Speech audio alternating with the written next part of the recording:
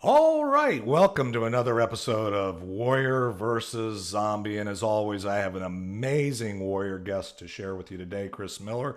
I'll talk about her in a second, but before we do, for those joining us for the first time or forgotten what Warrior versus Zombie is about, let me tell you that. So, success is a journey, it's not a destination.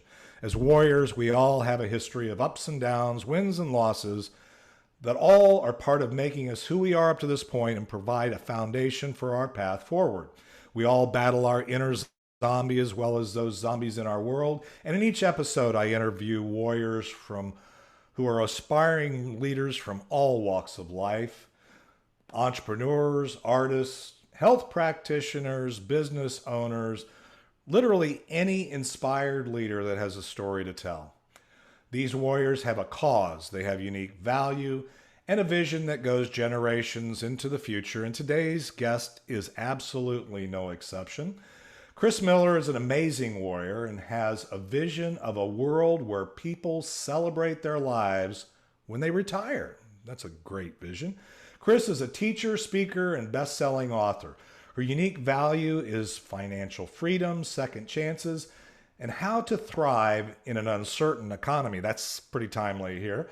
Her journey has included mansions and forest fires, #1 records, and a 3,000-mile barefoot journey across America, as well as $1 million of chemotherapy. Now that doesn't sound like fun. Her 30-plus warrior journey has included advising over 6,000 families. She has been featured as a guest on hundreds of radio and TV programs, published in hundreds of print and online publications, and spoken on stages across the country for companies and top financial organizations. She's a certified senior advisor, a chartered federal employees benefits consultant, a legal document assistant, or what we call a paralegal, and she's been nominated for Woman of the Year and Best Customer Service by the Chamber of Commerce.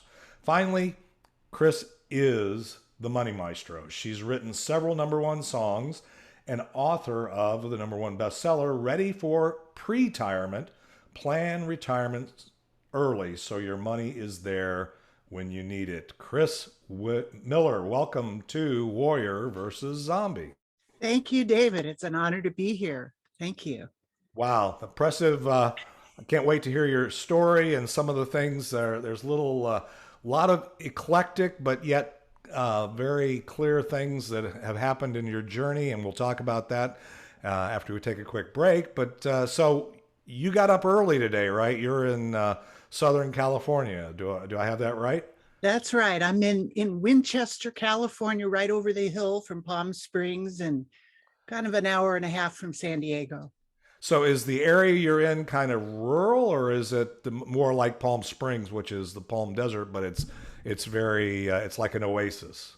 It is a high desert. So it's desert and it is like an oasis in a sense. It does get hot in the summer, but we have like an eternal spring here. Barely a little bit of winter.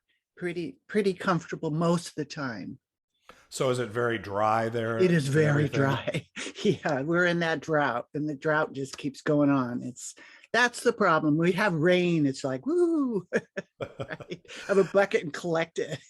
Well, as a human, that just creates a very personal challenge to staying hydrated all the time because I still remember being it wasn't in the high desert, although I have been in the area that you're talking about. I was in Phoenix, Arizona, in July, and it was 113 degrees, and I teed off to play golf at noon, which was a bad decision, but that was the only Yeah. way we could I could get the guys that I was golfing with together, and I played 18 holes of golf, drank almost 2 gallons of water, and never sweat and never had to go to the bathroom. So if that gives you any indication, so hydration is a challenge. Yeah, that's a That's little right. PSA for any of the warriors that are listening here. Health is wealth, right? I put two quarts of water, and I know how much I have to drink every day. Yeah, well, you look very healthy. Thank you. Any other things going on in your world that's crazy and creative right now that we need to talk about? Well, it's crazy. I mean, I don't want to get too much on the crazy side, but California is pretty crazy, and it's still in my in my world, it's pretty, as a national speaker, it's pretty still locked down, Mhm. and they want to keep it locked down. Still, they're not releasing a lot of the laws that they've had. In fact, they're trying to double down on it. So that's not really a fun thing. So, like, Yeah. you get creative and go around it and do different things to keep it going, right? Well, that's pretty well said. And I mean, this isn't a political No, podcast. So all I will say is we all gave everybody over the last few years a little bit of grace with, not really understanding what was going on. And now we all know right. from the We gas know. prices to the to dealing with COVID to everything else. Yes. It's not an accident. These people No. aren't stupid. There's people who Mhm. have intentions to do certain things, and they're going to do them, and hope that you don't figure it out until they've got it done. So anyway, we won't go there. I'm done with Yeah, that one. And sure. let's do this. Let's take a quick break because I want to get right into your story. I want to hear how you got from where you started, which you get to define that starting point, to where you are today, and then we'll take another break after that. So let's hear, for the audio audience, let's hear a little bit of Ricky Jean Wright, and It's Not the Getting There, and we'll be right back with Kris Miller and Warrior versus Zombie.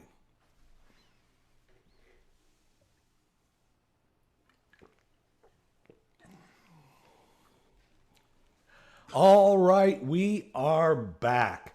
And Kris, as I said before the break, I want to kind of hear how you got to where you are today. So tell me your story. Tell the audience your story. Well, I'll take it from the beginning so you get a whole line of the image of, when I was born, even before I could form thoughts and words, my first prayer was peace on earth for every living being. And that motivated me even before I could consciously think. And so as I grew up, back in the time I grew up, there was a movie called Brother, Sun, Sister, Moon, and it was about St. Francis. And man, it just lit me up. It was like, I want to grow up, and I was like really little. I want to grow up and be like that. I wanted to, help people. And so, I grew up like a normal kid, but what happened was it set me in a different thing. I started reaching out and studying God and looked in all kinds of religions. And, I went to UCSC, and I was in college and was seeking God. It was back in the roaring 60s, and there was a lot of, Vietnam War, and that really pushed me into, this is not right. We're supposed to kill each other. And so with that drive, I was seeking the truth, and I ran into some folks that were walking like Jesus Christ. Take no shoes, no script, no person. They had white robe, bare feet. They were nomadic. They didn't work for money. They lived in faith, trusted in the spirit, and they went north in the summer and the south in the winter. Now, back in those days, in the 70s, people were able to travel on the road. And there were massive people on the road. So we split up in twos and threes, and we never hitchhiked. Did a lot of walking, that literally walked barefoot across America. Of course, we got rides, hot freight trains. Literally didn't know where we would be tomorrow. And we worked for love. We worked for truth. I'd go into towns and people would have seen us in dreams. Now, I never read the Bible. I was actually born Jewish, right? But the point was, spiritually, it was like plugging into the creator, right? I got the download. So I'd open my mouth and the spirit would come out, and I'd hear things that were said to that person. At the same time, I was hearing it in my soul, learning. So it was an amazing experience that I was like plugging into the Bible. I didn't, read it page by page. And that altered experience, that mountaintop experience, it was like putting on another pair of glasses. It was like taking the veil back and seeing reality. So after I had this mountaintop experience, then I came back into the world, you could say, and of all places, and I know we're going to talk about the down part of it later, what Mhm. happened when I came back, right? But when I came back, I entered into the world of as a paralegal, and I started studying law. and I started working for an attorney, and I was helping, with appeals and legal things. And then I learned about estate planning, and I was working with an attorney and on a living trust. And this widow came into the place, and all she had was a car and a house and no money. And back then in 91, 92, he wanted to charge her $5,000 for a trust. But because of my mindset, I just said, well, can't you give her a deal? Like, have some compassion. And he went, no, it's cold as ice. And what it did was it instilled me. And I said, goodbye. And I started my own business. So back then I was one of the first people in Southern California as a paralegal. So I was walking on a gray area back 30 plus years ago, talking about living trusts versus wills. And it was really kind of controversial because at that time there was a mystique that only attorneys can prepare living trusts, which wasn't true, but that's how the media had set everything up. So as a result of that, people would end up losing their assets in the end of their life because they didn't have the right paperwork. And that really bothered me. So that's what motivated my business, right? That's what got me started. Sure. Now, as a result of that, there was a pattern that started, which actually why, I wrote the book, was the first decade, people were coming in my office to do their living trust, and then preparing the trust, I had to ask them about their financials. And I saw this pattern. Wasn't that I was so smart. It was just 30 years, over 6,000. I did stop counting portfolios. You see a pattern. The first 10 years, I don't know if you guys remember, but back in the 90s, we were in the inflation, and people were living off their interest. Then in the end of the 90s, 2000, we had the crash. So the next decade, people were coming into my office and they lost 20, 40, 60% of their assets in the crash. And I went, what is going on in here? And then another thing I noticed was everybody, and don't feel offended because this is everybody, but everybody that was coming into my office was starting their retirement plan at 50, 60, 70, 80, 90. It was like, what? Oh, you go to school, you learn how to make money, you get out of school, and what do? You make money. And what most people do, they give their money to a planner, and they really don't understand where it is. So I'd say, where's your IRA or your 401k? Oh, it's a so-and-so, or my bank. Where in the bank? And because people are disempowered around that and embarrassed, they really don't understand what's going on with their money. So I saw 3 things, no matter if I had a client that was $44 million or living paycheck to paycheck, there were 3 things that everybody missed, no matter how fabulous we're. Maybe there's a small percentage of people that now have it because the word is out and the momentum is there. So, and those are the 3 things that I talked about in the book, that people don't know how to protect their assets from catastrophic illness, long-term care, and the Great Depression. And so that's what I focus on when I do like financial fitness strategies, so that they have healthy money, happy life. So that that's kind of getting into where you are today. But I want to, I definitely, first of all, you would have been what we called the hippie, or Jesus freak if you were following the life of Christ and walking barefoot across the country. So I find that fascinating, first of all, and then the interesting thing of then ending that nomad hippie lifestyle, as I say, and that's not disparaging at all, because I was kind of a long-haired hippie freak myself during that time. I think we're of similar vintage. The thing is, then you got into law, which I think is kind of fascinating, how your journey ended up in law, and then encountering the injustice, or the thing that kind of was the catalyst for launching you into kind of doing what you're doing, or on the journey of what you're doing today.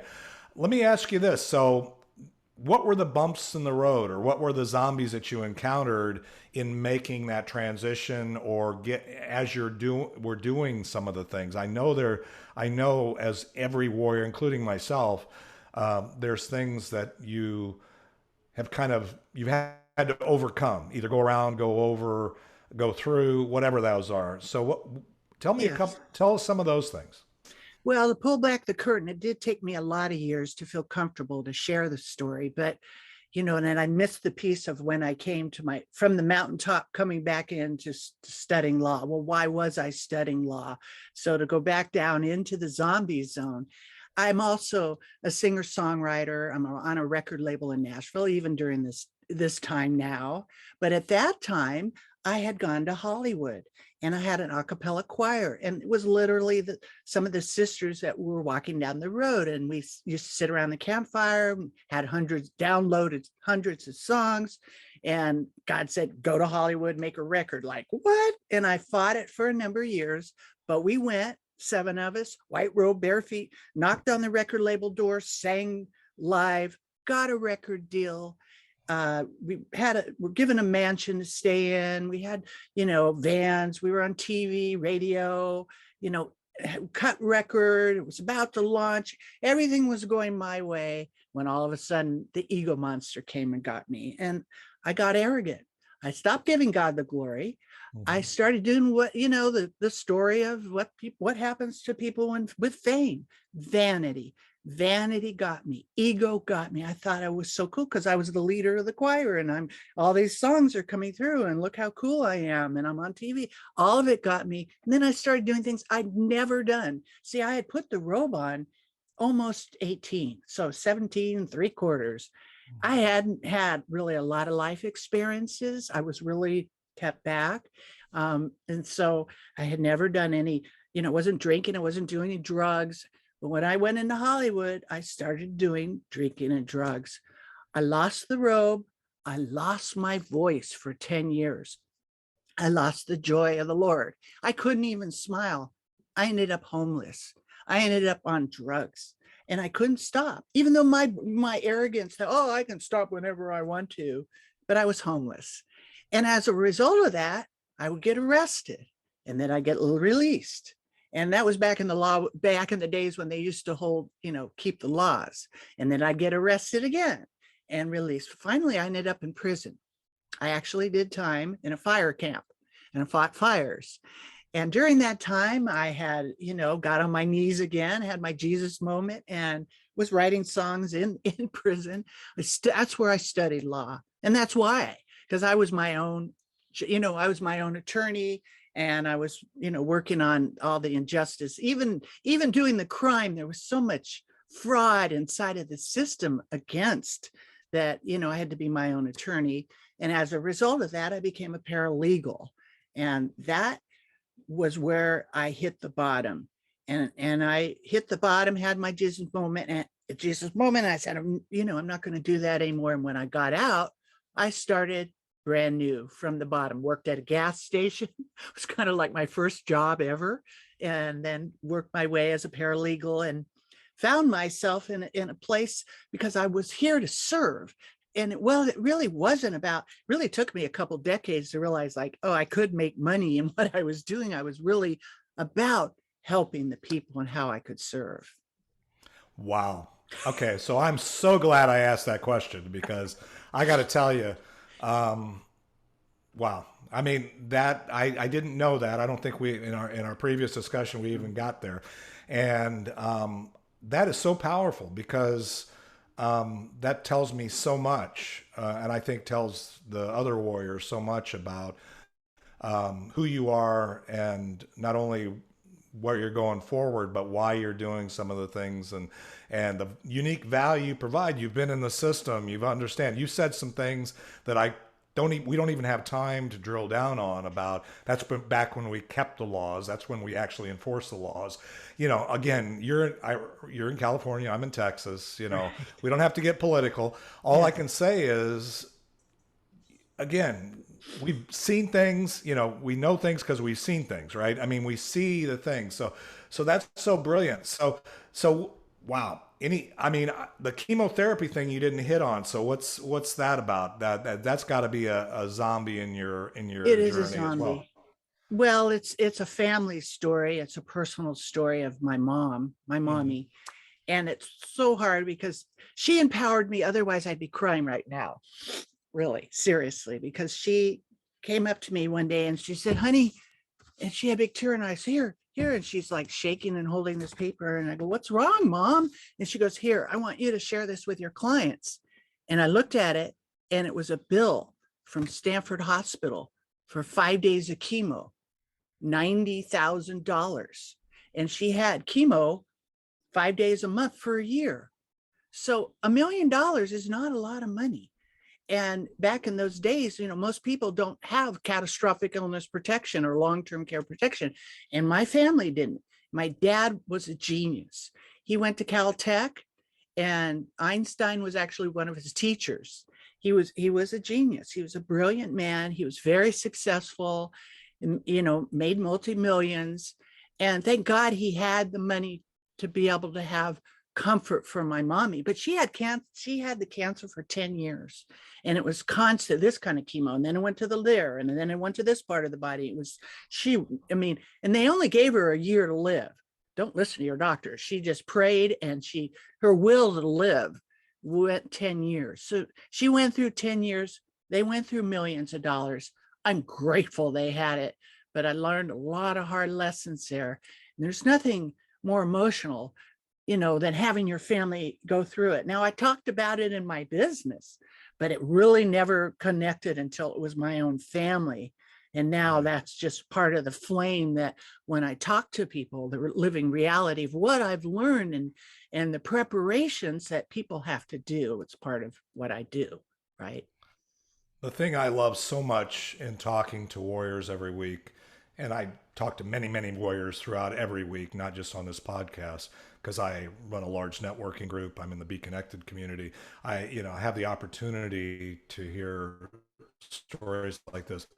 It's always fascinating to me to hear the little snippets of your journey that have now manifest themselves into where you are today and are very clearly evident in the journey that you're striving for going forward. Well, I think we could it sounds like we could talk about a lot. You and I both have a lot of journey that we've already been on, and I'm sure we will spend time talking. But what I want to do now is take a quick break, and I want to come back, and I definitely want the audience to hear why you're doing what you're doing today. And obviously, I already heard some of the unique value that you bring to the party, and then I want to understand what kind of impact that you have, and then we'll move into the Land of Plain segment. So, with that, let's take another quick break for the audio audience. You'll hear another snippet of "It's Not the Getting There," our theme song from Ricky Jean Wright, and we'll be right back with Kris Miller and Warrior versus Zombie.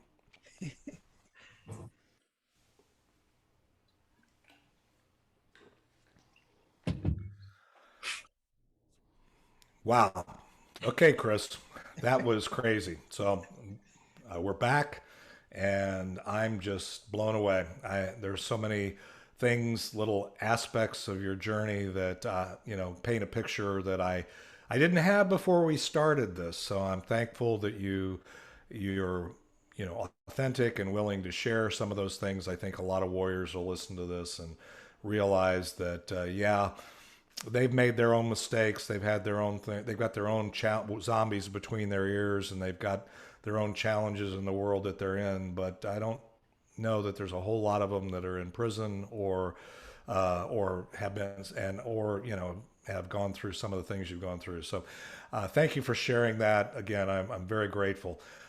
So as I said before the break, tell me why you're doing what you're doing today, which I kind of know, but I want to hear it. And then the value you see yourself providing, and then, what kind of impact. Okay, so, just to tie a little string to it, imagine yourself walking on hot coals. And I literally was doing that when I was fighting fires. I looked down and I had these big black boots on it, and it was like, wait a minute. And then I was in my bare feet, and then I was in these boots. So it was like, bam, bam, bam. And it engaged me. I was like, literally had manifested a purgatory on earth for myself by the way that I thought, and the the zombies that I had let inside of my brain that I didn't really even know that I had fed into. So it was a reality check. And so as I landed back in, as I told you, and I saw this pattern, as I said, it wasn't that I was so smart. I was one of the first people in Southern California, really in the country, to do these, presentations on, living trusts and talk about it openly because it was hidden from people.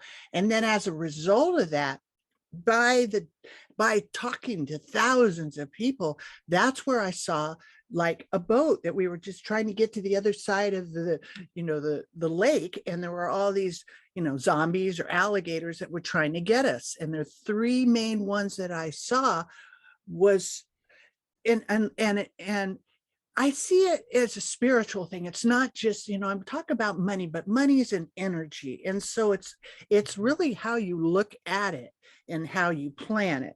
And it really affects what you're doing with that the same way with you do with your health. And it's all tied together spiritually and physically. So I look at it as the same thing. But the three things that I saw were where people failed, where they had leaks in their boats. And honestly, I saw more people lose their money at the end of their life in probate because they didn't have the right paperwork, or the stock market because they had greedy brokers that weren't, they'd sell them something and then they wouldn't come back and say, hey, you got to, get out of the market right now. Right. And people don't understand what's happening globally because it's a whole global thing. It is a reset, and it's not a conspiracy, but the money system is changing. People don't understand that. I have to spend a lot of time studying that. And it's so counterintuitive to my spiritual, who I really am, it seems to be. But this is actually the best place that God had me to serve and be able to help people. So, okay, this is where I'm at. This is where I'm good. And it relates to music too. So, but the three things that I saw, right? And then the catastrophic illness. Here's the pandemic. No one even had a power of attorney for healthcare or catastrophic protection to stay in their own home. How about this? Now, this is straight up. After a couple decades, I found out about the safe money. It was really hard to find out. It was blocked. They wanted me to go and say, hey, you need to put your money in a start. But hey, David, I cannot look you in the eyes and tell you that because I don't want it. I couldn't do that. I could not. I have to own what I sell. So I'm not in the stock market. I am in safe money. I've never lost a dime in any market risk. What? That's right. And neither are my clients. So I'm on the safe money side. Mm-hmm. I learned late in life about tax-free income. If I was in my 20s, 30s, I mean, it's fabulous what people can do. Imagine, making 5 to 9% and never losing your principal. Then the money comes out tax-free. What? And these things aren't really common knowledge. Part of my goal is to share that, to get this information, because even people that don't have a lot of money can actually create money in these kinds of programs. And that's what I want to do, is empower people around that. It isn't just money, but it's an energy so that people can give back and do the good that they're supposed to do. Wow. That's a great, so if I can play back some, what I'm hearing is, for one thing, is you found some things along the way that have served not only yourself but your clients in regard to money and the thinking of money. And it's the same way. First of all, there's a few things that you said there, and money and your health are both blessings from God, and we are a miraculous creation that, if we're given the information and the nutrition, both in our life, in sustaining that miraculous creation, and given the information that we can process, we can do miraculous things. Yeah. So, and a lot of times, as you point out, the unwillingness of people to allow us to consider certain things, and especially, this is what we call a VUCA environment that we are in and moving more heavily into. You understand the term VUCA?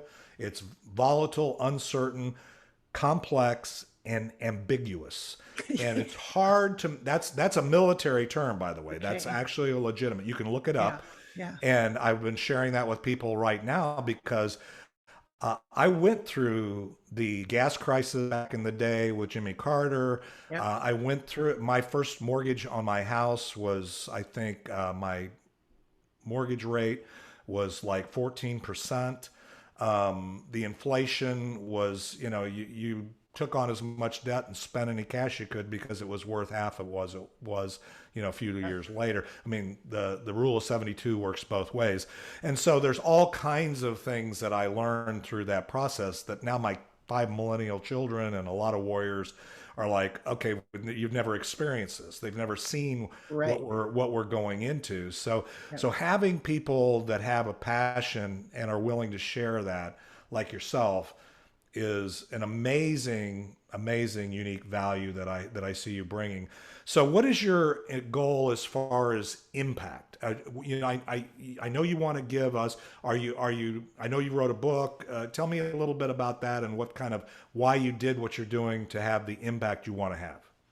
Well, it's a sequence here because it's time to broadcast. So I'm, launching a TV show and a podcast and getting, I used to have a syndicated show. So I'm going back on that. I, used to travel every month, as a national speaker. That is morphed, right, with the pandemic and traveling, right, and flying and all that. It's not really what, so it's changed and it's now about broadcasting. Now I have two companies. I have Healthy Money, Happy Life, which was the foundation of Healthy Money to show people how to plant their money so that, the monsters, the zombies don't eat the roots and it dies right on the vine. So you can double and triple what you make and get out of the inflation and get out of the taxes. And so, and that's the Healthy Money with the three things I talk about: living trust and catastrophic illness. Then I morphed into, because around 25 years in my 30-year of practice, I saw that I was spending more time talking to people about mindset, and that people were like, they were making really good income, but they weren't saving anything. What was it? It was their zombies. It was the zombies that were sabotaging them. And I ran into my business partner and we created a company called Legacy Shifters. So we're working on our next book. And we have a mindset shift your life group coaching, which is a mindset where her and I do a combination shot. Because when we were talking, she said to me, there's more of me than you, because I came from wealth. She came from poverty. She came from, the barrio, right? In the other side. And so we just hit it off. And she says, there's more of me than you. And so we've developed content so that we could raise up everybody. And we've gone into the inner cities. We went to Atlanta, to a lot of the high schools down there, and, teaching the youth.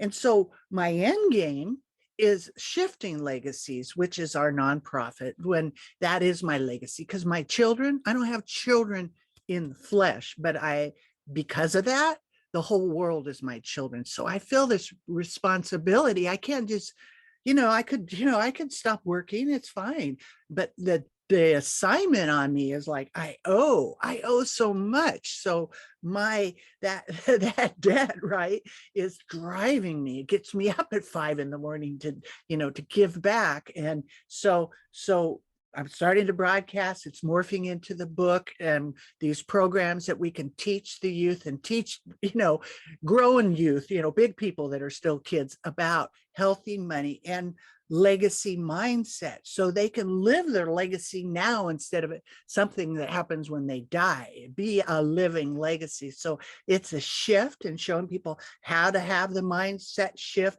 so that they can leverage that green energy that they have. Right. And so that's the morph of it. I'm weaving in the songs. I'm weaving in my money maestro part and because I want to, it's happy money. It's everybody's so scared of it, right? Fear of money, and they don't want to talk about it. But I want to make it happy. Like, imagine you're not going to have to worry about, running out of money. You'll get a paycheck every month and make it a happy thing. So I'm weaving in the songs and the music and the healthy planning. Amen. Okay, so preach it, lady. I mean, I'm with you. I can tell the passion. There's no way we have time on this podcast. What I'm going to do, I'm going to say right now before we launch into the next segment, land the plane segment, is I'm going to have you on my Connect to Thrive mastermind, and we're going to have spend 90 minutes on a show that will come up here in the next few Fridays. We'll get on the calendar, and I'll have you back, and we will drill down a little bit because there's a lot of things you said, both with five millennial children as well as being a baby boomer myself. There's so much to serve on both ends of that Yes. spectrum, and I think Yes. there's some parts that not just in the financial area, but on legacy and impact and things that are a passion to me. So maybe there's something here. Maybe this is, I run my life by divine appointment. So Amen. maybe there's something here. But let's do this. I want to take a quick break, and unfortunately or fortunately, we're going to come into the land the plane segment, where once we come back, I want you to share with the audience, if we take away anything from this podcast, what would you want us to take away? And then we'll make sure they understand how to stay in touch with you. All right, so let's take a quick break. We'll hear the last break segment of Ricky Jean Wright, and it's not the Getting There, the theme song of this podcast. And we'll be right back with Kris Miller and Warrior versus Zombie.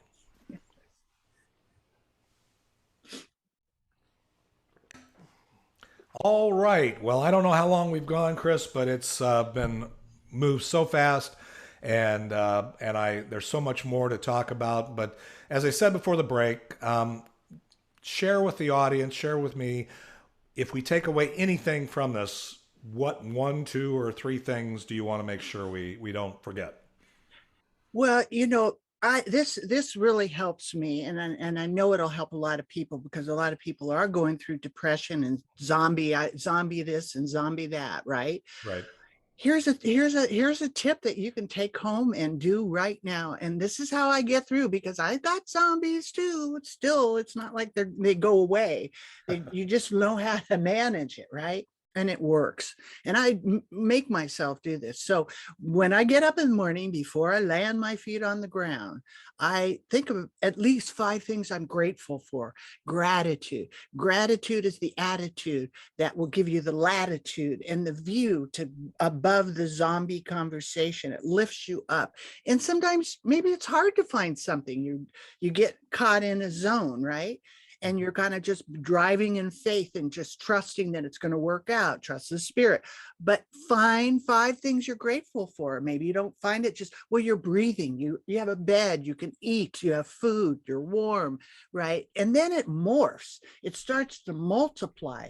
And then, what I do is I find those things I'm grateful for. I set my things. I'm walking in Jesus, and I land my feet on the ground, and I'm up for the day. And I do that before I go to bed. Before I think of all the things I'm grateful for my new friend David and the beautiful connection we had and all the people we get to talk to and how we can help people. And then I just soar, and then that's how I land. That's how I end my day. And now I find that I've been in practice of that for a number of years now. It happens all through the day. And even when you hit your hand, and it's like, ouch, you almost like go, I'm grateful for, because, oh, that pain just showed me, well, don't do that again. And you learn to be grateful for everything. So that's an energy that will lift you above the zombie zone. Wow. So here's the thing, and everything you've said along this way makes me realize how aligned we really are. And I have clients, one of them being my youngest daughter, by the way. So, and I know she'll listen to this podcast, and I'm going to say that that's one of the things that we're working on. By the way, all my kids are clients, but they're also pro bono. So, but you know the financial picture, right? Yeah. If I make them successful in their lives, ultimately that will hopefully accrue back to me. So I want them to be successful. So that's an investment. But all I can say is, going to bed and waking up with gratitude, counting your wins, knowing the things that you have, creates what you hear certain people talk about. And it's all buzzwords and things like that, but it's that whole concept of abundance thinking rather than scarcity. And if we take the moment, every warrior here can benefit from what Kris just said, is if you realize that the fact that you woke up in the morning is a blessing, and the fact that you are healthy and you took a good breath, and you can do all the things you do, and that you can put your feet on the floor and you can get up and walk or whatever you can do, Right. is a blessing. It's something that it's all gravy from here. I mean, Yeah. you're not having them bomb your house. You're not doing all this Yeah. there's not all this stuff going on. There's so many Yes. things, and I don't focus on, hey, I'm better than them. I look at my own self, but there's so many things. So that's so powerful. Well, Yeah. Kris, I know we could talk forever and I ever and know. ever. I'm already figuring that out. So I know we can get you. I know this is live in the Be Connected platform. So, Kris Miller, and Kris is a K. I can tell people that. Yes. So a Miller is kind of common, but the K with a Kris. So if you put in Kris with a K, the community is only about 10,000 strong right now. So you're going to find her, and she is definitely somebody you want to connect with. But beyond that, how else do we get in? I mentioned your book in the beginning, but how else do we stay in touch with you? Well, I have several ways you can, if you want to learn more about wanting a financial fitness strategy session where when there's no charge for that, but I just, ask your age, your health, your wealth, and I, design something for you that I own that I've done for 30 years. You can go with meetwithkrissmiller.com. And Okay. then that'll put you on my calendar so I can talk to you there. You can send me an email at Kris, K-R-I-S, at Healthy Money, Happy Life. You can even call my office at 951-926-4158. And I'm really happy to connect and hop on the phone for a quick chat to see how I can help you. And like I've helped thousands, tens of, I have, like I said, I stopped counting, but that's the best way. There's also a thing, Your Legacy Shift. There's a free giveaway there, yourlegacyshift.com. You can also go there and there's a little download workbook you can catch there. I got a lot of free things to give away to help people, and that's my passion. And I look forward to connecting. And thank you so much for being able to be here with you. It's been really, really a joy. Well, again, thank you for getting up a couple hours earlier, to be with us today. I will say that if you send me those links, since there's a few things there, I'll post on the YouTube channel, which will have the live replay, and also on the Be Connected platform. I'll have those links that listeners can follow. So if you're listening to us on the audio podcast, I know sometimes when you're driving, it's hard to remember all these websites and things like that, even though Right. they're pretty straightforward. So I will post those, and those will be available. And again, I definitely will. We will have a mastermind session with you coming up on a subsequent show, on our Friday show. So with that, I am so thankful, Kris. Thank you, thank you, thank you. It's been a joy, the blessing, all Yes. these things, and I know the Warriors are going to be inspired and blessed by what you've shared today. So let's with that, we're going to land the plane here. Hear the outro of "It's Not the Getting There" with Ricky Jean Wright. And we'll be back next Thursday with another episode of Warrior versus Zombie at 11 a.m. Central, 9 a.m. Pacific. All right. Right. Talk to you later. All right. Thank you.